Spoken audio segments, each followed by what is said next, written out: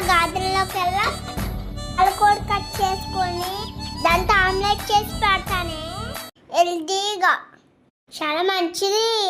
Chat చేస్తాం.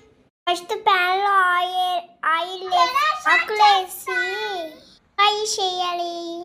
కొంచెం fry చేస్తాం. తర్వాత ఆనియన్స్ వేస్తాం. ఇవి కూడా మనం కొంచెం ఫ్రై చేస్తాం. టమాటో వేసేస్తాం. అన్నీ మిక్స్ చేయాలి. ఎగ్స్ తీసుకొని బేక్ చేస్తాం. సాల్ట్, పసుపు, కారం వేసేసి మిక్స్ చేస్తాం. నాకు ఆయిల్ వేయడానికి బెయ్యి వేస్తుంది. వేసేసా ఆమ్లెట్ పోసుకున్నాం. వెయిట్ చేయాలి.